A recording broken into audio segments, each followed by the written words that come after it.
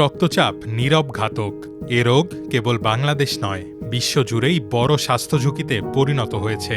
অধিকাংশ মানুষই জানেন না তারা উচ্চ রক্তচাপে ভুগছেন কিনা। আবার যারা জানেন তাদের বড় অংশ চিকিৎসা নেন না বা নিয়মিত ঔষধ সেবন করেন না। ফলে হৃদরোগ, স্ট্রোক, কিডনি বিকলসহ নানা জটিলতায় মৃত্যু ঝুঁকি বাড়ছে। বিশেষজ্ঞরা বলছেন নিয়মিত রক্তচাপ মাপা, জীবনযাপন ও খাদ্যাভ্যাসে পরিবর্তন আনা এবং চিকিৎসকের পরামর্শ অনুযায়ী চলার মাধ্যমে এই ঝুঁকি অনেকটাই কমানো সম্ভব। বিশ্ব উচ্চ রক্তচাপ দিবস উপলক্ষে উচ্চ রক্তচাপ নিয়ন্ত্রণে রাখুন, সুস্থ থাকুন শীর্ষক এক গোল টেবিল বৈঠকে এসব কথা বলেন বক্তারা। ৬ মে সকালে রাজধানীর কারওয়ান বাজারে প্রথম আলো কার্যালয়ে আয়োজিত এ আলোচনার আয়োজন করে ন্যাশনাল হার্ট ফাউন্ডেশন ও প্রথম আলো। আয়োজনের scientific partner Opsonin Pharma limited. বৈঠকে ন্যাশনাল হার্ট ফাউন্ডেশনের সভাপতি উচ্চ রক্তচাপের ভয়াবহতা তুলে ধরে বলেন, প্রতি বছর প্রায় ৩.৫ লাখ মানুষ উচ্চ রক্তচাপজনিত বিভিন্ন জটিলতায় মারা যায়। বিশেষ করে তরুণদের মধ্যে হৃদরোগ ও স্ট্রোকে মৃত্যুর পেছনে উচ্চ রক্তচাপ বড় কারণ। আগে প্রতি ৫ জনের একজনের হাইপারটেনশন ছিল ১৮ বছরের বেশির উপরে, এখন প্রতি ৪ জনের একজনের হাইপারটেনশন ১৮ বছরের উপরে।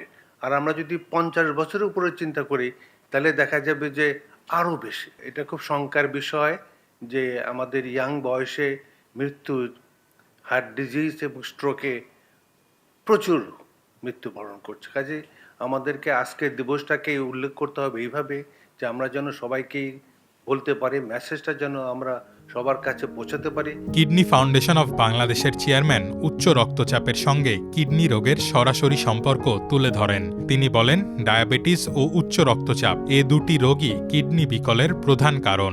আমরা জানি যে 3টা প্রধান কারণে কিডনি রোগ হয়। এই 3টা প্রধান কারণই হচ্ছে, 1 নম্বর হচ্ছে ডায়াবেটিস, কারণ সারা পৃথিবীতে ডায়াবেটিসের হার প্রচণ্ডভাবে বেড়ে যাচ্ছে। ঠিক তেমনি সেকেন্ড যে উচ্চ রক্তচাপ, এটাও সারা পৃথিবীতে বেড়ে যাচ্ছে এবং বাংলাদেশেও বেড়ে যাচ্ছে। 10 বছর আগে আমরা যখন স্ক্রিনিং প্রোগ্রাম করি তখন কিডনি রোগের সংখ্যা ছিল 2 কোটি। 2024 সালে সেটা বেড়ে হয়ে গেল প্রায় 3.5 কোটি। ঠিক তেমনি উচ্চ রক্তচাপ ছিল 2010-এ প্রায় 10%, এখন সেটা হয়ে গেছে 24%।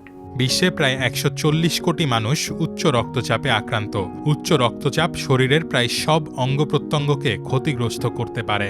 ন্যাশনাল হার্ট ফাউন্ডেশন অফ বাংলাদেশের মহাসচিব বলেন, এসব কারণেই উচ্চ রক্তচাপকে নীরব ঘাতক বলা হয়। উচ্চ রক্তচাপ এমন একটা রোগ যে এটা শরীরের একদম মাথা থেকে শুরু করে, ব্রেন থেকে শুরু করে প্রত্যেকটা অঙ্গকে এফেক্ট করতে পারে। ব্রেনকে এফেক্ট করতে পারে, চোখে হঠাৎ অন্ধত্ব হয়ে যেতে পারে, হার্টকে এফেক্ট করতে পারে, কিডনিদের এফেক্ট করতে পারে, পায়ে গ্যাংগ্রিন হয়ে যেতে পারে। সো প্রত্যেকটা অঙ্গ এফেক্টেড হতে পারে এবং যে কোনো সময় একজন মানুষ, হয়তো তরতাজা মানুষ, ভিতরে তার উচ্চ রক্তচাপ ছিল, হঠাৎ সে একটা রোগে আক্রান্ত হয়ে শয্যাশায়ী হয়ে যায় এবং সেই কারণেই আমরা বলি যে এটা একটা নীরব ঘাতক।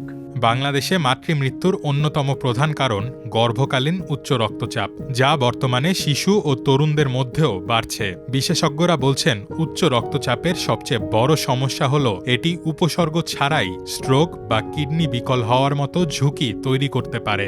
তাই নিয়মিত ওষুধ সেবন, লবণের ব্যবহার কমানো এবং স্বাস্থ্যকর জীবনযাপনের মাধ্যমে এই ঝুঁকি কমানোর তাগিদ দিয়েছেন চিকিৎসকরা।